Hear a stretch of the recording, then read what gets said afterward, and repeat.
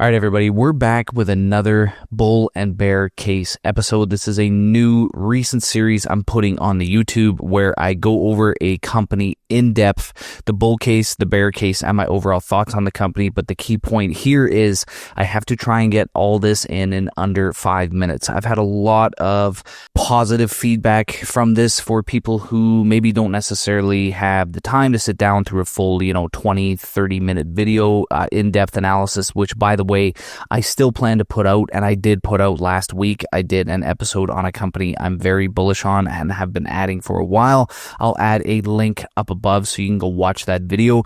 These are going to be not every single video I put out, but just a mix to create a bit of variety on the channel instead of just nonstop in-depth analysis on individual companies. So in this video, I'm going to be going over a very popular stock in the comments, which, by the way, is how I bring up these videos.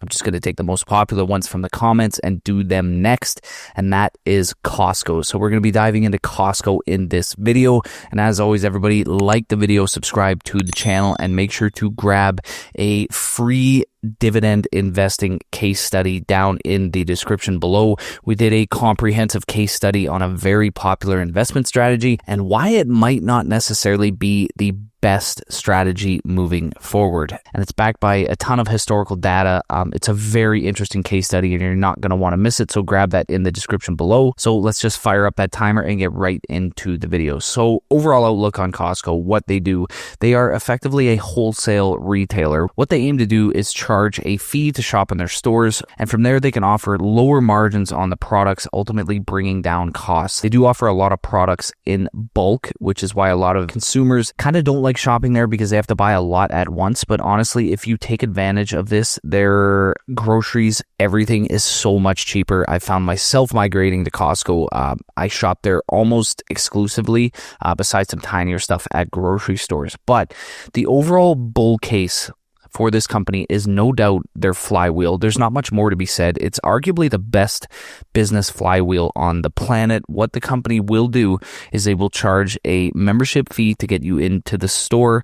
From there, they get wholesale pricing from suppliers that they bulk together, can offer very low margin on because they're charging people to get into the store. And as a result, that creates kind of a flywheel of more people come into the store. They need more shipments from suppliers, thus they get lower prices from suppliers. That in turn results in high renewal rates and also new people getting memberships into the store.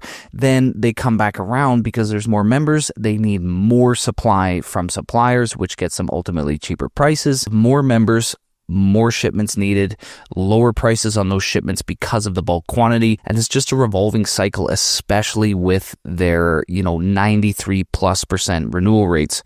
The second bull situation here would obviously be the macroeconomic environment. Food inflation was rampant a few years ago, and the company had a large shift in consumer spending that resulted in a ton of people going to their stores because they simply offer cheaper products, especially when you can spend wisely, kind of preserve the products you buy, whether it be freezing them, food saving them, things like that. If you take advantage of these lower prices, you ultimately do save a ton of money on groceries, and we're seeing this in same-store sales, foot traffic, average ticket price, things like that. The great food migration is certainly in effect here due to the rapid inflation in terms of food prices back in 2021, 2022, and I do believe that will continue moving forward. Maybe not as fast as it has in previous years, but it certainly will continue moving forward. So what is the bear case for a company like Costco? The number one thing here is going to be valuation. The company is trading at 54 times trailing earnings, and typically pre-pandemic, this company traded in the 35 to 37x range. So there has been a huge valuation run up here, especially for a company that is only growing at the low double-digit range.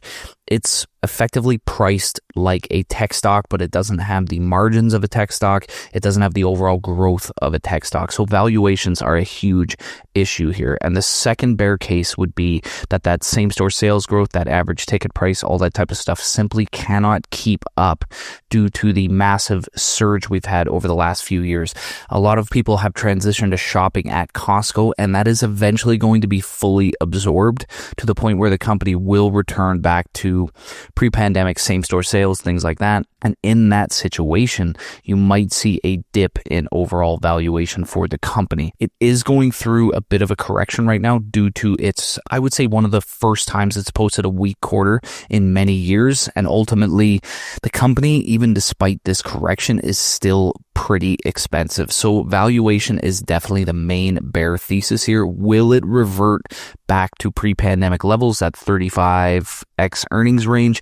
If it does, there could be potential downside here in terms of stock price. Alternatively, it could simply just grow in to its valuation. The stock could trade flat for a while, and then eventually its valuations would come down if earnings continue to grow. So overall, am I bullish or bearish here? I would say I'm right in the middle. This was a company that I covered over at Stocktrades Premium. It was a US foundational stock. However, I removed it at the start of 2025 due to valuations. I believe the company was a bit too expensive. I would probably say it's a pretty firm hold right now. I don't know if I would be buying this company at 54x trailing earnings. It's just a bit too expensive for me still. And it was especially expensive at the start of 2025 when it got up to the 64, 65x range. Great company, great business model, just a little bit too expensive for me right now. And if it did dip a bit in valuations, I would definitely be looking to pull the trigger and buy the company. So everybody, that's it for the video. Like it, head down below, subscribe to the channel. But most importantly, as I mentioned, I take all these videos and base them off comments down in the comment section. So if you want me to look over the stock you've been looking at, just let me know in the comments down below. And make sure you head down to the description below to get our free case study, a very popular dividend investing strategy. It provides alternatives and possibly some insights you might have not known into why a particular strategy isn't all that beneficial for investors. And as always, everybody, stay tuned for more great Canadian content.